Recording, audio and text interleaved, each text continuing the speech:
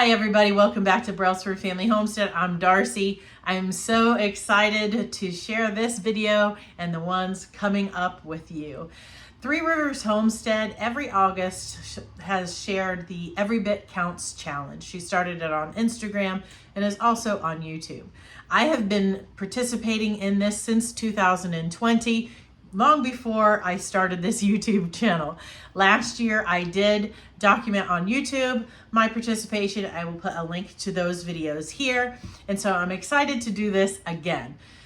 My garden does have produce and it is producing, but I also source other places. So what the Every Bit Counts challenge is just an encouragement to try to preserve something, no matter how small, every day. So that's what I'm going to be doing. I do give myself some grace, if something comes up, family emergency, sickness, whatever, but I am going to try to preserve something every day. Some days it will be a lot. Some days it may just be one thing. So today I harvested these cucamelons this morning. There were so many out there. These were all volunteers as well. If you've never had these before, they're also known as Mexican sour gherkins.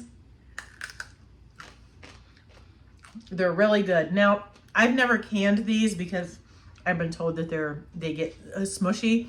So these are going to be like a refrigerator pickle. So I am mixing that up right now. The one I am using is actually just this kosher dill pickle from Ball. You can definitely mix up your own brine, but I'm going to do that. And I harvested some banana peppers, so I'm going to put 1 quart of these with just the pickle and 1 with this in it just to give it a little extra kick. Then I harvested some chamomile today. It's over here. And look, it's just a little bit, but every little bit counts. So I'm going to put this on my drying rack. I'll give you a picture of that later. I have a very large drying rack that I have hung elsewhere. I'll put a link to that up here. But so I'm going to dry this for teas later. And then we're going to start the process of straining the bone broth that I've been making. We won't can that today. It'll probably be tomorrow or more likely the next day, because I need to strain all of the bones and everything out and then let it chill really well in the fridge so I can remove the fat cap to can it. So some things that I will do each day won't get completed that day, something like that, but I'll be working on something every day. I won't post a video every day, but I will post videos with clips each day that I do this so that you can follow along. I hope you will join me in this fun and let me know if you're going to preserve things down below. So I'm going to get the brine and we'll get these cucamelons going. I usually just put the pickles, the cucamelons, peppers, whatever in the jars and pour this over it. But I was looking at my directions and it says you should actually do it in a bowl, put your things and then stuff, whatever. So we're just going to put our cucamelons in here. I am not going to put this pepper in now because I'm going to do half and half. So I'm going to let this sit here and cool a little bit, which will also prevent thermal shock. And we'll get started on something else. Just kidding, not done yet. I want to just go ahead and I'm going to slice this. When I pickle these just to eat them pickled, a lot of times I will just poke some holes in it so that the brine can get inside. But I want to make sure that kick gets to these cucamelons, so I wanted to open it up. I am keeping all of the seeds and membranes in there. I have no idea how hot this particular banana pepper is. We'll see. Sorry if it's a little bit noisy. I am making dinner at the same time, so my oven is on right behind you. But that's part of this thing, is to just make time where you can. If it's just something small, make a little extra, freeze it, dehydrate it, can it, whatever it might be. We're gonna take these cucamelons and divide them into these 2 jars. I'm not sure how full these are. They're gonna be all the way full or not. I'm really hoping that I love the one with the banana pepper. Just a little bit of a kick.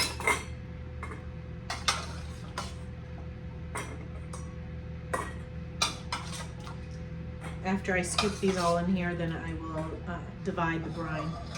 The instructions were for the amount of brine for 2 quarts, which will work perfectly for this. Great.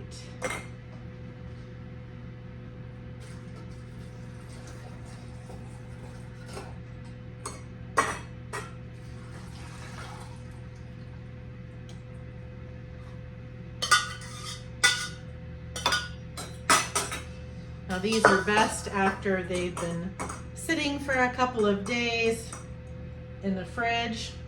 I do just reuse some of my canning lids for this. I have a lot of the plastic ones, but then they kind of smell like pickles and stuff. And then you go to use it on something else and it's kind of gross.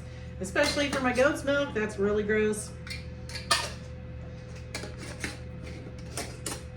So there's 2 things done. One more pickling thing. I have these 2 banana peppers, and I don't have an immediate use for them, but I know I will love these on pizza or something soon. So I'm actually just gonna snag some pickle juice from some pickles that I had canned and were in the fridge and put them into this container on here, and it's gonna be delicious on my pizza later, and these will not go to waste. I don't like to just put them in the fridge by themselves. They get kind of gross, so they're preserved. Every bit counts.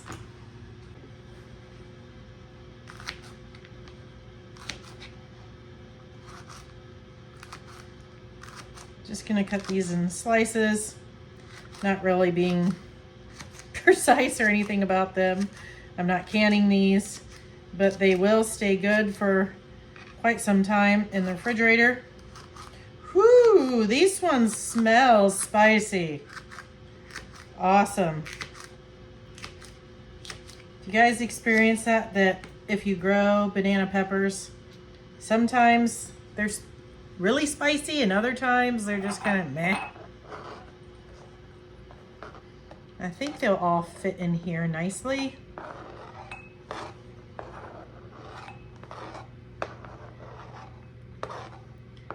Oh.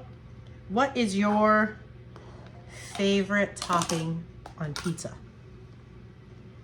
I love pepperoni, bacon, and banana peppers.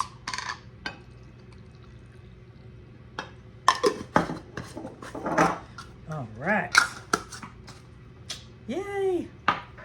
Now, I know this is really controversial, but I also will eat pineapple on my pizza. Do you?